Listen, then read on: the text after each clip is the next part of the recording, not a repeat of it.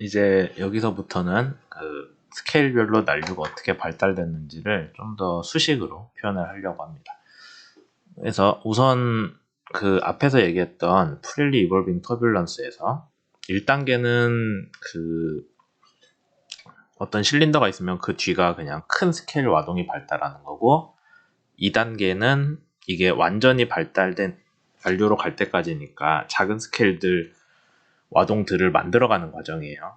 그래서 아직까지는 레이놀즈 수가 1 영역까지 가서 점성 소산이 일어나는 데가 본격적으로 나타나기 전이기 때문에 2단계가 완전히 됐으면은 이제 소산이 시작될 텐데, 근데 그 전에 우선은 그냥 발달하는 과정이니까 소산이 거의 발생하지 않는 과정이라고 보면 됩니다. 그럼 소산이 없으면 에너지가 안 없어지니까 에너지 총량은 유지가 되는데, 그게 큰 와동에서 작은 와동으로, 여기선 재분배라고 했어요. 그 나눠준다는 뜻이겠죠. 그렇게 됩니다. 그 다음에 아까 얘기했듯이 콜모그 오브 스케일까지 가야 소산이 발생하는 거고, 그건 2단계가 됐을 때 발생하니까 2단계가 아직 안 되고 2단계까지 가는 과정에서는 순 에너지 손실은 난류 관점에서 보면 없는 거고, 뭐 그래도 점성 때문에 좀 있지 않냐면 있을 수도 있기는 하겠죠. 그 정도라고 이해하시면 됩니다. 그래서 우선 난류가 발달이 됐고요. 한번 발달되면은 이제 작은 스케일부터 붕괴가 시작되는데, 소산이 시작이 되면서 에너지가 잃었으니까 와동 구조가 없어지겠죠. 붕괴가 됩니다. 작은 와동 구조가 붕괴가 빨리 됩니다. 내내 얘기했던 거죠. 작은 와동이 오메가가 크니까 오메가 제곱을 2로 나눈 엔스트로피에 비례해서 소산이 발생할 거고, 따라서 작은 와동들이 에너지를 더 빨리 잃는다 라는 건데, 그러면은 엔스트로피는 뭐 그렇다고 치고요. 이제 우리가 에너지가 없어지는 건 어떻게 되냐라고 하면은, 시간에 따른 에너지 변화량이 그냥 크게 2라고 하겠습니다. 시간에 따른 에너지 변화량이 에너지 소산일 거잖아요. 그런데 우리가 난류가 갖는 에너지는 뭐라고 했었어요? 속도 제곱에 비례하잖아요. 그래서 우리가 속도 제곱을 가지고 시간에 따른 속도 제곱의 변화는 운동 에너지 소산 속도로 볼 수 있다가 되는 거고요. 그 다음에 이제 이거를 실제로 레이놀즈 수가 1보다 많이 큰 경우에서는 U제곱은 그냥 놔두고 dt가 뭐냐를 보면 되잖아요. 근데 dt 시간이니까 우리가 거리를 시간으로 나누면 그거 차원이 시간이거든요. 거리를 속도로 나누면 그게 시간이 되죠. 시간 차원 맞죠? 네, 맞는 것 같습니다. 그러니까 우리가 시간 대신에 얘를 집어넣으면은, 시간 대신에 요 L 오버 U를 집어넣으면은 요런 식의 수식을 얻을 수가 있습니다. 그러면 우리가 결과적으로 시간에 따른 에너지 손실은 속도 세제곱에 비례한다 라고 쓸 수가 있는 거죠. 그래서 난류의 소산은 어떤 식으로 되냐, 앞에서 얘기했던 식입니다. 시간에 따른 운동 에너지 변화율인데, 그거를 시간 차원을 우리가 길이와 속도로 변화해서 얘기를 해주면은 이렇게 나오고요. 그렇게 됐을 때 좀 보시죠. 큰 하동은 저거 돼 있고, 시간 척도는 L 오버 U 얘기했던 부분이고요. 그래서 난류는 한 바퀴, 그러니까 와동이 생겼다 했을 때 와동이 한 바퀴 도는 동안에 에너지를 잃는 그 시간 척도에 뭐 영향을 받으니까요. 시간 척도가 대충 보면 이제 한 바퀴 도는 뭐 그런 오더잖아요. 정확히 딱 그 시간이다가 아니라 그 오더에 비례할 거니까. 그래서 난류는 와동이 한 번 생겼을 때 걔가 몇 바퀴 돌면은, 뭐 몇천 바퀴가 아니라 몇 바퀴 돌면은 에너지를 다 잃어버린다. 그럼 그 에너지가 작은 데로 전달될 수도 있고 뭐 그런 거죠. 그렇게 되는데, 다만 그 시간 척도는 우리가 작은 와동에 비하면, 작은 와동은 몇 바퀴 돈다는 게 작은 와동이니까 금방 돌 거잖아요. 그래서 걔는 금방 없어지는데, 큰 와동은 그래도 오래 버틴다.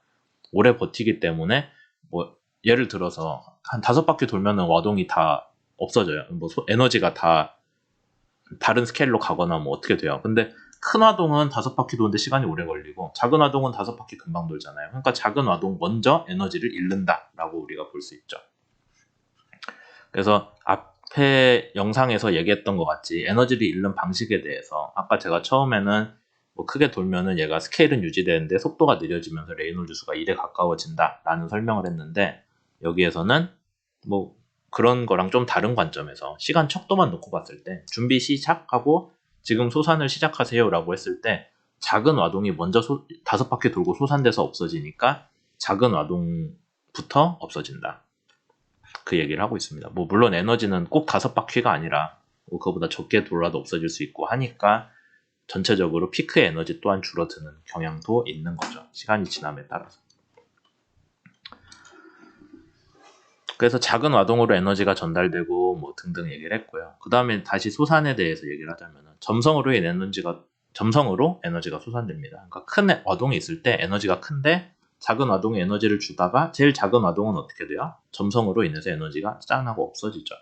그래서 솟아는 점성에서 발생되고 다만 에너지 솟아 속도는 점성이 크다고 해서 솟아이 빨리 된다는 소리 전혀 아니에요. 솟아 속도는 큰 와동이 갖는 에너지 크기에만 관련이 됩니다.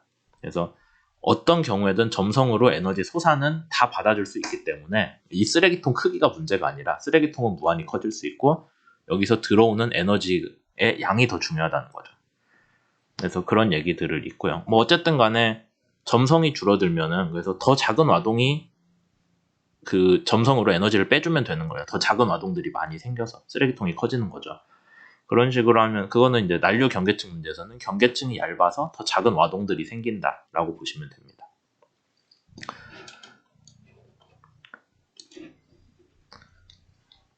그 다음 이제 에너지가 솟아되는 비율에 대해서 좀 더 자세히 얘기를 하자면은 우선 에너지는 대규모 와동에 포함되고 솟아는 작은 와동에 국한된다. 계속 얘기했던 거죠. 엔스트로피 때문에.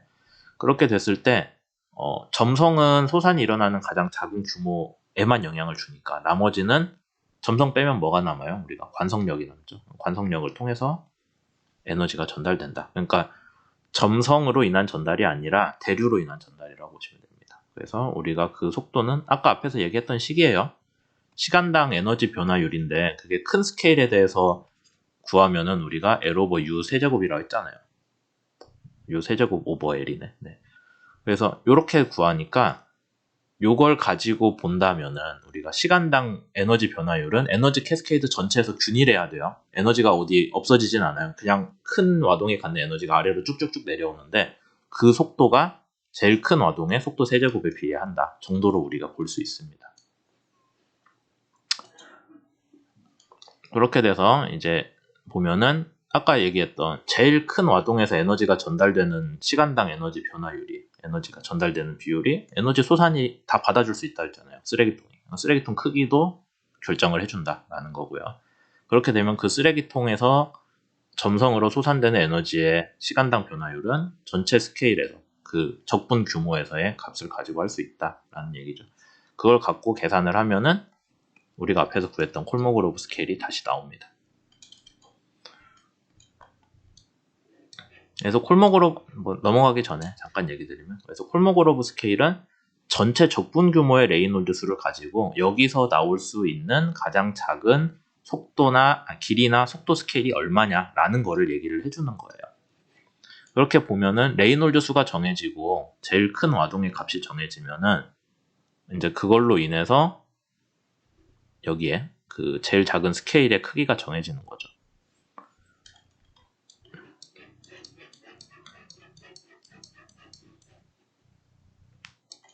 거기까지 얘기해서 난류의 소산을 다시 콜모그로브 스케일로 얘기를 했었고요. 이제 그 다음에 마지막으로 얘기를 하는 건 정보량 보존인데, 우리가 이번 챕터 영상 초반에 얘기했듯이 정보량 보존이라는 거는, 그러니까 우리가 어떤 난류가 복잡하다고 해요. 그러면은 복잡한 난류 시간을 진짜 오래 두고 보면은 내가 다 점성 때문에 에너지 잃고 뭐하고 하면은 다 000이거든요.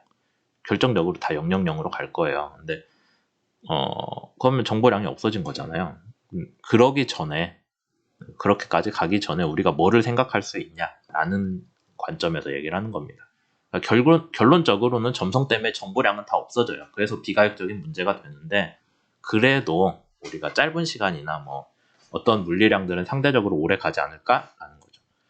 그래서 한번 이제 보면은 저희가 속도와 적분 규모를 동일하게 유지하면 레이놀드 수가 같다는 뜻입니다. 레이놀드 수가 같으면은 완전히 발달된 난류 자체는 달라지는데 매 시간 다 다른데 통계적 특성은 크게 안 변한다. 오히려 뭐 항상 같다고 할 수도 있죠. 그래서 난류에서는 우리가 결국에 통계적 특성이 안 변한다는 거는 이난류 저난류 봤을 때 통계적인 특성은 같고 그러면 뭔가 비슷한 쪽으로 수렴은 한다는 거잖아요. 근데 그렇게 봤을 때는 천이 과정에서의 특성은 안 남는다는 거예요. 천이 과정이 어떻게 됐든 간에 결과적으로 통계적으로 수렴된 난류만 나오니까 우리가 그거 보면은 초기 조건 가지고 뭐 얘기를 할 수가 없다라는 거죠. 그러니까 천이 과정에 대한 내용도 뭐 다 없어졌을 뿐이지만은 그 외에 완전히 발달된 난류에서는 통계적으로 우리가 일정하다라고 하면은 초기 조건에 따라서 값이 막 변하는 것들이 있었잖아요. 그게 혼돈성이었는데 그거는 우리가 무시해버렸으니까 그 과정에서 초기 조건과 관련된 정보는 다 손실됐다라고 볼 수 있죠.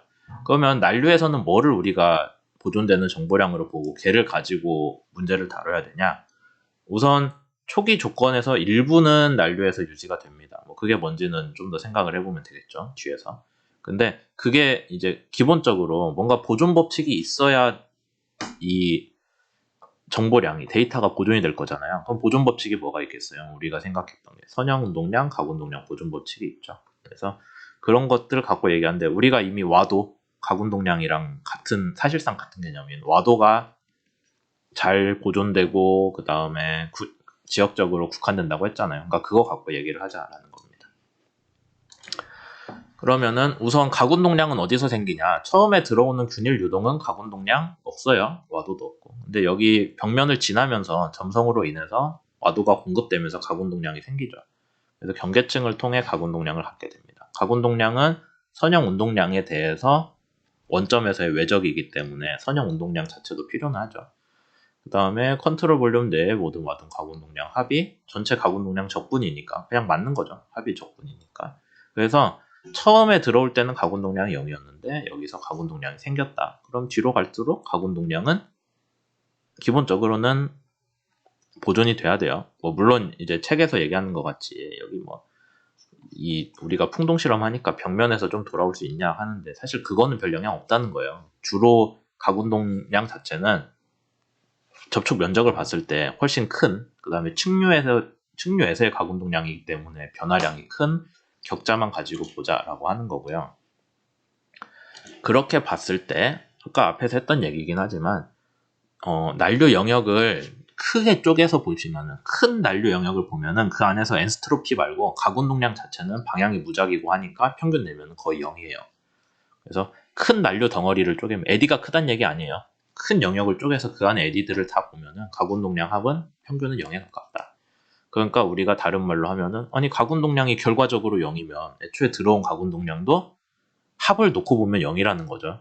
그러니까 모든 포인트에서의 가군동량 자체가 0이다랑은 달라요. 합을 놓고 보면은 평균적으로는 0에 가깝지 않겠냐라는 얘기를 여기서 하는 거죠. 근데 구역을 쪼개고 하면은 가군동량이 다 상쇄가 안 되니까 값이 있을 수 있죠.